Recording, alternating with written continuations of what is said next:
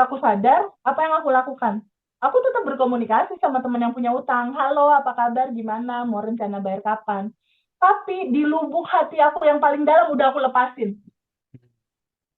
Aku udah lepasin. Jadi uang itu adalah energi dan uang yang masuk kepada aku itu tergantung dari seberapa pantulan di dalamku. Jadi aku nggak ada beban sama orang itu. Aku maafkan orang itu, bahkan aku sending love. Ya, Oke, itu real aku lakukan. Teh Aku Feby kan, maafkan, aku sending love ke mereka. Sending love-nya apa?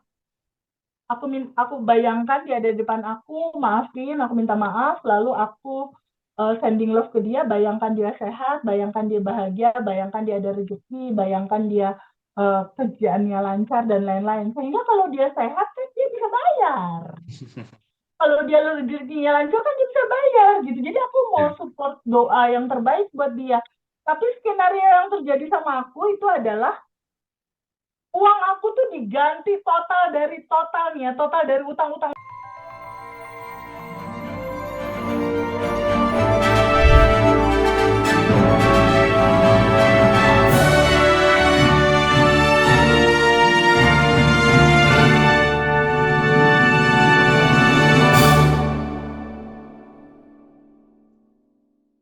Oke.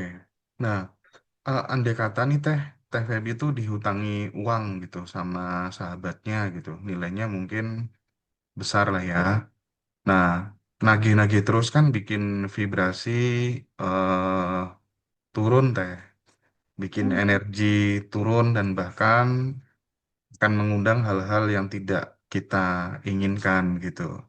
ya. Nah, tip dan triknya gimana sih menghadapi piutang seperti itu? Di satu sisi kalau nggak ditagih ya dia akan seenaknya sendiri, justru malah melupakan kewajibannya. Di sisi yang lain, kita nagih ya kita yang jengkel sendiri. Nah, itu gimana, Teh? Kisah nyata aku sih mas, kalau yang diceritain itu.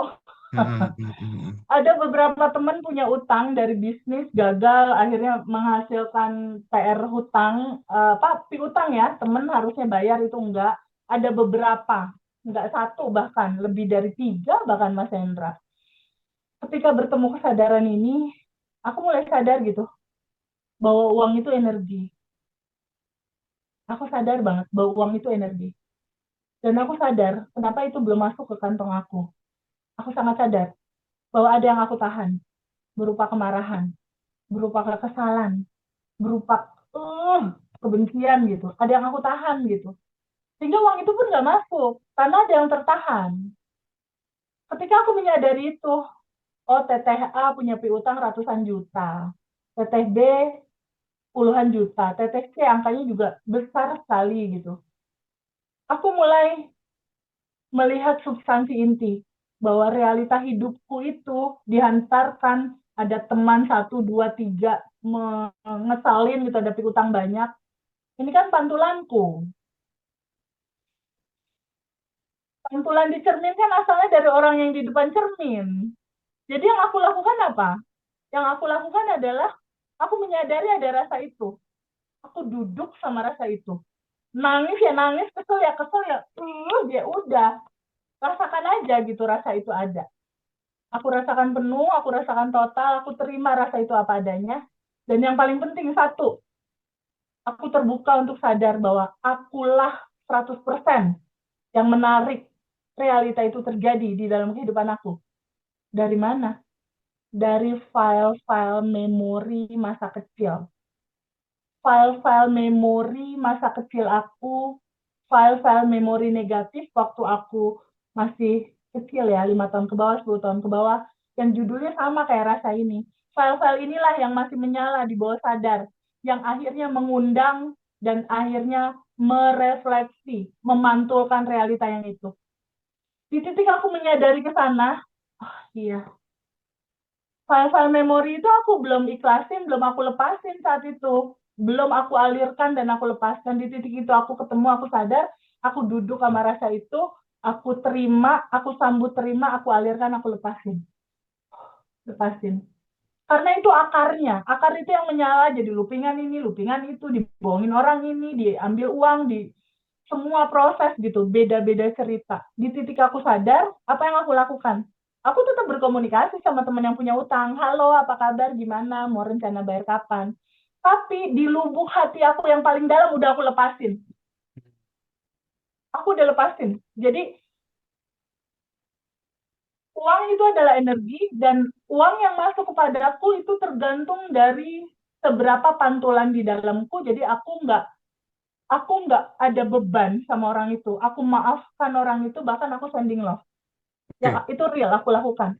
Teh Aku Feby kan, maafkan, aku sending love ke mereka. Sending love-nya apa? Aku bayangkan dia ada di depan aku, maafin, aku minta maaf, lalu aku sending love ke dia, bayangkan dia sehat, bayangkan dia bahagia, bayangkan dia ada rezeki, bayangkan dia kerjaannya lancar dan lain-lain. Sehingga kalau dia sehat kan dia bisa bayar. Kalau dia rezekinya lancar kan dia bisa bayar gitu. Jadi aku mau ya, support doa yang terbaik buat dia. Tapi skenario yang terjadi sama aku itu adalah uang aku tuh diganti totalnya, total dari utang teman-teman aku tuh diganti bukan dari orang-orang itu, Mas, dari bisnis aku yang lain. Masuk uang totalnya, total akumulasi kalau mereka semua bayar. Itu enggak sebulan, Mas, cuma sekitar seminggu dari sejak aku melepaskan, merelakan, lalu aku sending love, lalu uang itu masuk semua terganti. Kayaknya 3 kali lipat deh dari angka itu. oke, Teh. Kemarin waktu di reuni itu kan ada salah satu peserta yang datang dari Merauke namanya Bu Puji ya. Betul, Nah, Bu betul, Puji itu betul. dulu kan benar-benar dia punya hutang ya 600 juta berapa gitu. Ya, Terus akhirnya dia bisa bangkit dari keterpurukan finansial dan malamnya itu aku sempat ngobrol lebih dalam gitu. ya, Ternyata eh wajar ya beliau itu mengalami peningkatan secara signifikan tuh karena setiap minjamin uang sama orang gitu yang mau dihutang gitu teh, dia ya, sudah nganggep itu nggak bakal balik gitu, udah diikhlaskan gitu. Bahkan ada salah satu sahabat suaminya gitu yang kena masalah, dia masih sisa mobil satu-satunya itu dia gadekan untuk menolong temannya itu gitu. Jadi cara pandang, respon terhadap uang, terhadap keberlimpahan itu benar-benar termanifestasi di luar gitu loh. Harus punya nyali gitu loh. Kalau kita ingin berubah tuh harus punya nyali gitu. Jadi relate banget dengan yang selama ini diajarkan oleh TVB gitu. Nah, nah, terus teh kan eh, di satu sisi TVB kita kan tahu ya bahwa dalam dalam Badan Revolution tuh teman-teman selalu diajari untuk quantum jam, untuk manifestasi-manifestasi ini itu dan seterusnya gitu ya. ya. Kalau kemudian dikomparasikan ya, kalau kemudian dibandingkan gitu, eh eh, jalan hidup itu sesuai dengan yang kita mau. Pokoknya kita pengen begini, alam ngerespon begini gitu. Kita pengen begitu, alam ngerespon begitu gitu. Atau opsi yang kedua, udah percaya penuh aja pada pada semesta ini, apapun yang terjadi nggak perlu dilawan. Nah, itu bagaimana ya menemukan benang merahnya ya, titik tengahnya gimana ya Teh? eh Sejujurnya percaya aja sama semesta yang ngatur, Mas Hendra. Sejujurnya itu. Nanti uniknya nih Mas Hendra, itu tiba-tiba ada intuisi yang kehendak kita juga sama kayak gitu gitu. Hmm. Itu jadinya kayak kayak seakan-akan kayak kita punya keinginan, padahal Hmm. kalau dari mindset awal bahwa nih mindset awalnya sebenarnya ada di bab 1, Mas. Ada di siapakah dirimu? Dirimu adalah percikan ruhnya yang tanpa batas dan berkelimpahan. Stop di situ tuh. Ketika kita udah memahami itu, bahwa kita udah yang tanpa batas dan berkelimpahan, artinya kan semuanya sudah ada dan tersedia. Logika simpelnya, kalau anggaplah analogi simpel gitu ya, Allah dan semesta ini kayak lautan tanpa batas yang luar biasa, tanpa batas lah istilahnya. Kita Wah. ini adalah setetes air lautnya itu yang tes gitu. Kan kalau kalau air laut itu asin kan si setetesnya juga asin dong, Mas. Hmm. Kalau Mas Hendra dan teman-teman semua punya sifat kasih sayang, Allah punya sifat kasih sayang, maha pengasih, maha penyayang, Mas Hendra juga punya sifat kasih sayang. Allah punya sifat maha lembut, Mas Hendra juga dan teman-teman punya sifat lembut gitu. Ketika Allah punya sifat berkelimpahan, bukankah si setetesnya ini juga default DNA dari awalnya itu udah berkelimpahan juga ya? Iya, Nah, iya, iya, sadari iya. aja itu, ini bawaannya udah berkelimpahan. Kenapa belum berkelimpahan? Ya itu, ada belief bagasi emosi, aku mah nggak layak, aku mah nggak bisa. Ya itu yang melimitasi. Ini yang kita izinkan lepas gitu istilahnya. Izinkan dialirkan dan dilepaskan gitu. Nah, ketika kita sudah menyadari bahwa ini kan sebelum kita lahir tuh udah udah DNA kelimpahan gitu, udah berkelimpahan. Jadi ya udah percaya aja sama skenario yang memang semuanya udah terhampar tersedia. Tugas kita samain aja deh resonasi kelimpahannya, resonasi selarasin sama kelimpahan. Pilihnya apa? Bersyukur, berterima kasih, bahagia, tenang gitu loh. Nggak bisa buru-buru, nggak bisa cepet-cepet. Pokoknya harus sekarang. Ngapain sih pengen pokoknya harus sekarang, emang udah ada. Tinggal coba aja resonasinya disamain. Yang bikin harus dipercepat adalah bagaimana kita menyamakan resonasi dan keselarasan ini dengan keselarasan semesta gitu. Keselarasan semesta udah jelas. Keselarasan semesta itu kita bicara level alfa, theta, tenang, senang-senang aja, seru-seru aja, bercanda-bercanda aja. Itulah frekuensi yang selaras. Iya. Dan lagi-lagi ya Teh ya, jangan menyepelekan tabungan energi, Betul. karena saya kok nggak tahu ya, saya tuh banyak melihat orang yang banyak menafkahkan hidupnya untuk orang lain itu rata-rata kalau batin apa-apa, kalau pengen apa-apa tuh mudah kejadian gitu loh.